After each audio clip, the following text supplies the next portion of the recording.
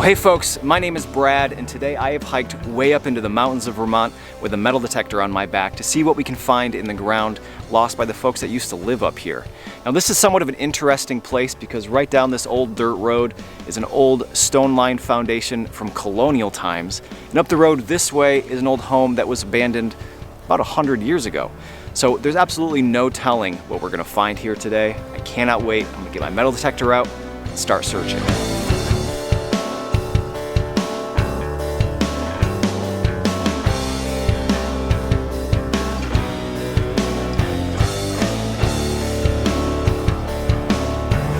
I think that the black flies are getting worse as the day goes on.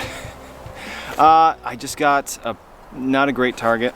Today's been extremely slow, and so I'm digging targets that don't sound good, and I'm digging a lot of iron garbage as a result of that. But this was not iron garbage. I'm pretty sure this is a coin. It's a small cent, which is quite a bit newer than I was expecting to find here today.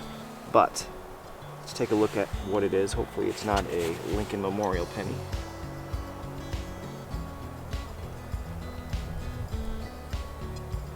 It's an Indian head cent. I am in some pines here, and their needles are very acidic. Oftentimes it just dissolves coins. This one looks okay. I don't know if we're gonna get a date. Maybe we will. Appears to be 1907, which makes sense. I think that this home was abandoned around 1910, 1920. And then the one down the road was much older than that. Anytime you can find a coin over 100 years old, I'm excited.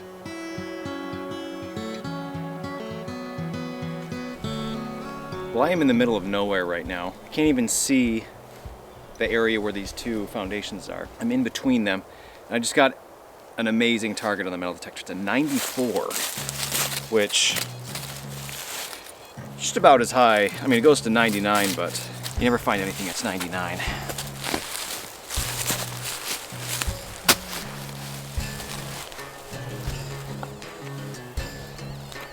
It's right here. Oh yeah. Nice. Look at that. So this has several different names in the metal detecting community. Batwing buckles, I've heard them called baldric buckles. What they were is just horse tack, just very kind of pretty buckles for a horse, pre-1900, I would guess. And what I love about these style buckles, even though it's been in the ground for well over 100 years, it's still very structurally sound. And doing some leather craft myself, I have repurposed these several times into bags and backpacks. And that's likely what I will do with this one as well. All right, I just got another fairly unexpected, nice target out here in the middle of nowhere. And it happens to be a little brass tag. And you can see at the top, it says PCCO DB, and the number is 4390. Now, I find tags like this every so often, and it's pretty rare I know what it is exactly. Sometimes they're luggage tags, sometimes they're employee worker tags, but this one, I've actually found an almost identical one just on the other side of this mountain last year. Maybe it was 2 years ago now. This is an employee tag, and PCCO manufactured wooden containers for like oil and cement and paint. They were based out of Charleston, New Hampshire, which is actually quite a ways from here, and they closed in 1884, so this has to be before that. The folks that were living here must have been working there. They wouldn't have been commuting, so maybe they lived there and then moved here. Kind of interesting.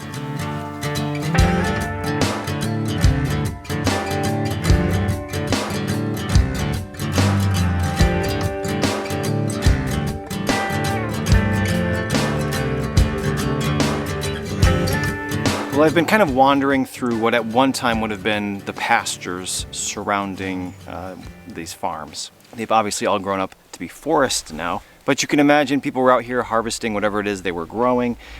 dropping stuff. So I'm spending some time here, and I just came across, maybe you can see behind me, a small structure of some kind. Maybe just a shed for tools or the plow, or who knows. But I just got a okay target down here, and it does appear to be another small scent, and it's very wet right here. We've got a bunch of snow runoff still, and this is wet and deteriorating already, but we're going to try to identify it at least. A little wipe. Nothing on that side. Oh, I see it now. It's another Indian head scent, I think.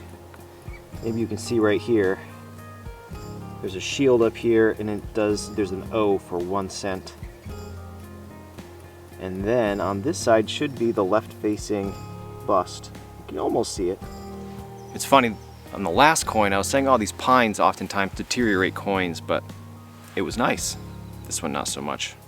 Not so lucky. That's okay, we know what it is. We have a pretty good time frame of when it could be from. It's not in great shape, but it's a coin. It's keeping me going. Let's see what else I can find here. Well, I am at a loss for words right now. I just got a target on my metal detector. Let's see, what is it? 82. I thought it was gonna be a button or maybe even a shell casing from a rifle. And it's unbelievable what it might be.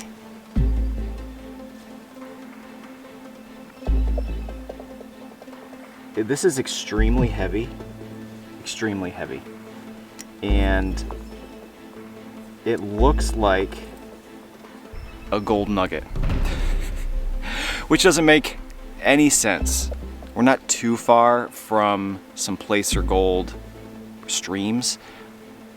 To the best of my knowledge, there's never been any nuggets found in the area of Vermont where I am right now, but it certainly looks like what this is.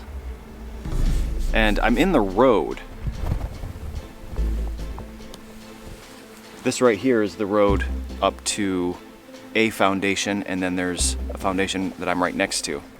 I'm wondering if this was dropped, right? Was somebody carrying this as a form of payment and dropped it in the road? I am 100% going to check this area again. Now there is a way to test if this is gold and be 100% sure about it, but it requires an acid test, and I don't carry that around with me. But this, I mean, it looks like a gold nugget. If it isn't, I can't imagine what it would be, because if this was bronze, melted bronze, it would be green by now. It certainly seems like a gold nugget.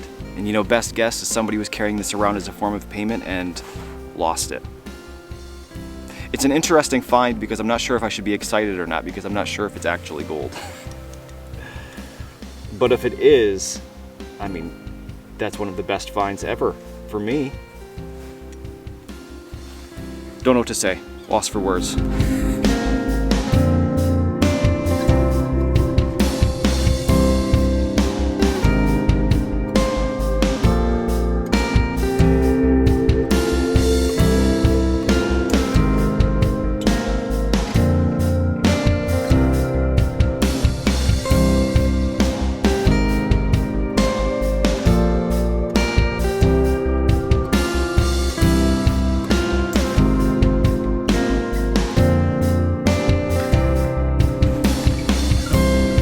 Typically at a place like this, we'll find a dozen just plain flat brass buttons. Folks were farmers, they'd pop off and lose them. Find them all the time, and that's what I thought this was. I actually haven't found any other buttons today. This would be my first one, but it's actually not a button. I don't know what it is. It has what appears to be a pin on the back.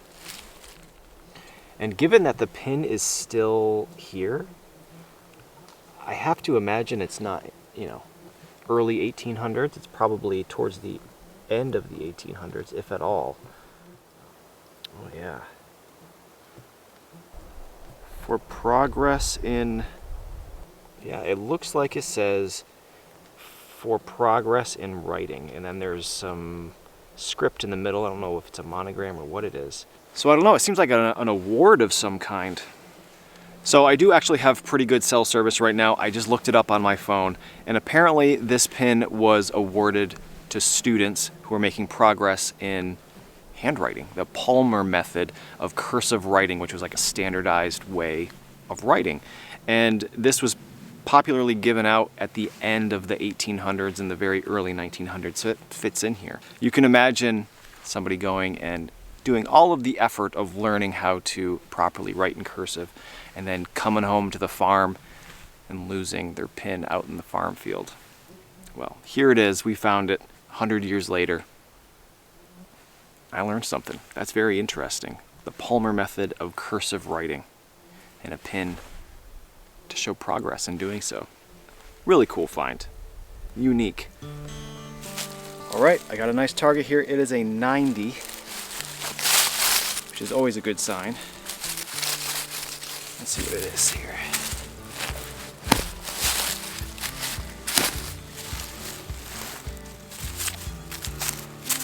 Seems to still be down there. Yeah.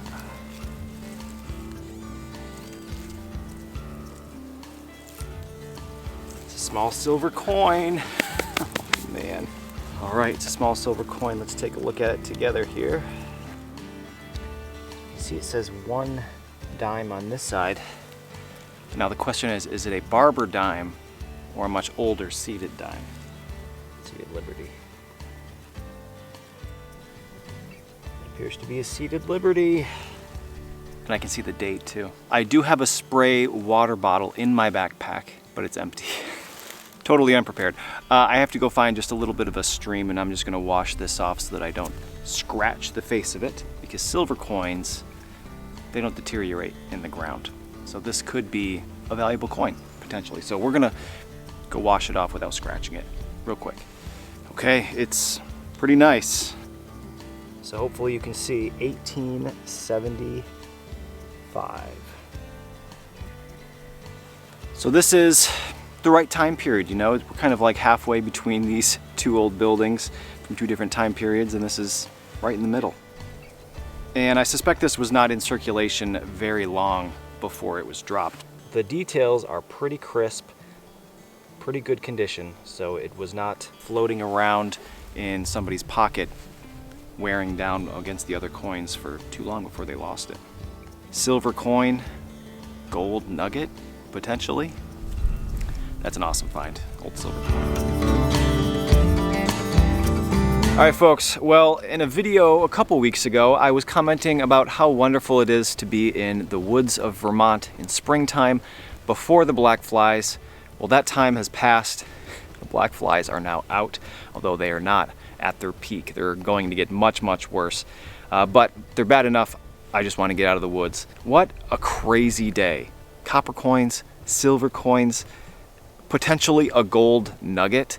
Now, throughout the day, I have been sending pictures of that thing to all of my friends that know anything about gold, and it seems like they're all in agreement that it's probably a gold nugget. How it wound up out here in the middle of an old dirt road, I have no idea. I can only speculate, but it's got to be one of the best things I've ever found. A giant gold nugget in the mountains of Vermont. Who would have thunk? I've got all the stuff I found today laid out on a rock. Let's take a look at it.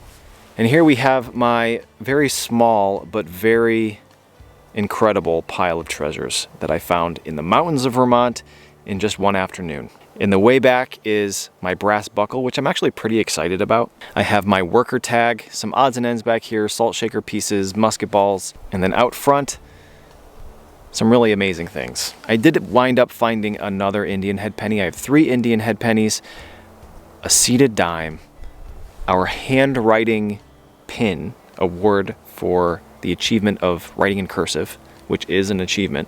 And then lastly, the gold nugget, what I'm assuming is a gold nugget. If it isn't, I mean, I have no idea what else it could be. This is such an incredible find, such an unexpected find. Can't believe it, still can't believe it.